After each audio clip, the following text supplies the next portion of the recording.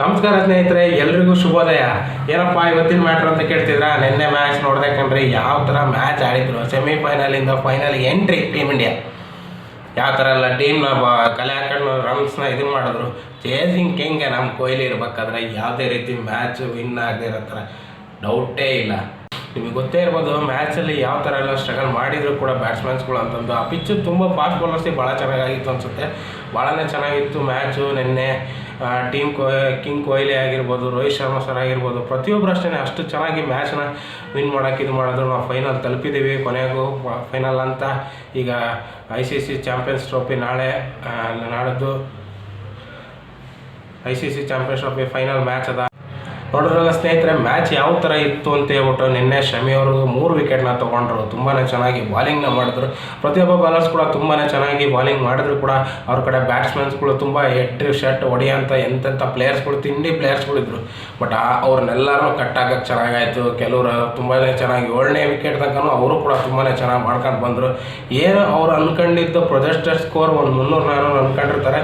But ಅಷ್ಟಂತೂ ಮುಟ್ಟಕ್ಕಾಗಲಿಲ್ಲ. ಕೊನೆಗೂ ಏನೋ ಮಾಡಿ 300 ಒಳಗೆ ಹೊರಗೆ ಮಾಡಿದ್ರು. ಟೀಮ್ ಇಂಡಿಯಾ ಬಾಲರ್ಸ್ಗಳು ತುಂಬಾ ಚೆನ್ನಾಗಿ ಮಾಡಿದ್ರು ಕೂಡ ರನ್ಸ್ನ.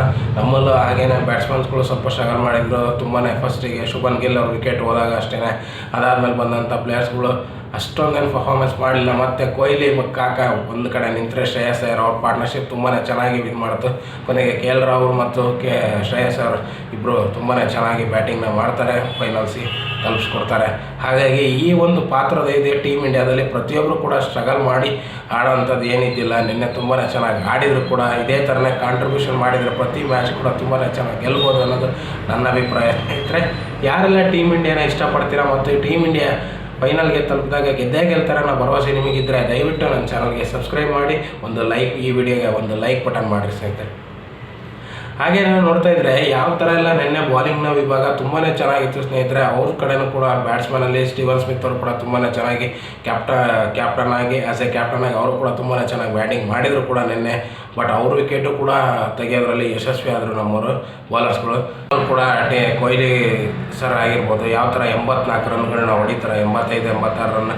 ಇದೇ ಥರನೇ ಒಂದು ಸೆಂಚುರಿ ಬರುತ್ತೆ ಅಂತ ಆಸೆ ಇಟ್ಕೊಂಡಿದ್ದೆ. ಬಟ್ ಏನು ಮಾಡೋದು, ನಮ್ಮೂಲಿ ಹೊಡೆಯೋಕ್ಕಾಗಲಿಲ್ಲ. ಆದರೂ ಬೇಜಾರಿಲ್ಲ. ಯಾಕೆ ಅಂತಂದರೆ ಅವರು ಒಂದು ಇದ್ರ ಮೇಲೇ ಮ್ಯಾಚ್ ವಿನ್ ಆಯಿತು ಅಂತ ಹೇಳ್ಬಿಟ್ಟು ಮ್ಯಾನ್ ಆಫ್ ದ ಮ್ಯಾಚ್ ಕೂಡ ಲಾಸ್ಟಿಗೆ ಡಿಕ್ಲೇರ್ ಮಾಡಿದ್ರು ಕೂಡ.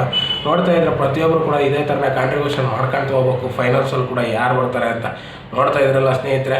ಫೈನಲ್ಸ್ ಕೂಡ ಇದೇ ಥರನೇ ಇರ್ತದೆ. ಯಾವ ಥರ ಎಲ್ಲ ಮ್ಯಾಚ್ನ ಮಾಡಿಕೊಂಡಿರ್ತಾರೆ, ಕಾಂಟ್ರಿಬ್ಯೂಷನ್ ಮಾಡ್ತಾರೆ, ಪ್ರತಿಯೊಬ್ಬರು ಯಾವ ಥರ ಆಡ್ತಾರೆ, ಫೈನಲ್ಸ್ನ ಕಪ್ ಗೆದ್ದೇ ಗೆಲ್ಸ್ಕೊಡ್ತಾರೆ. ಟೀಮ್ ಇಂಡಿಯಾ ಕಪ್ ಗೆಲ್ಲುತ್ತೆ ಅನ್ನೋ ಭರವಸೆ ನಿಮಗಿದ್ರೆ ದಯವಿಟ್ಟು ಈ ವಿಡಿಯೋಗೆ ಲೈಕ್ ಮಾಡಿ ಸ್ನೇಹಿತರೆ. ಹಂಗೆ ಯಾರ್ಯಾರೆಲ್ಲ ಈ ಒಂದು ವಿಡಿಯೋನ ನೋಡ್ತಾ ಇದ್ದೀರೋ ಹೊಸಬ್ರು ದಯವಿಟ್ಟು ಈ ನನ್ನ ಚಾನಲ್ಗೆ ಸಬ್ಸ್ಕ್ರೈಬ್ ಮಾಡಿ ಸ್ನೇಹಿತರೆ. ಶುಭೋದಯ.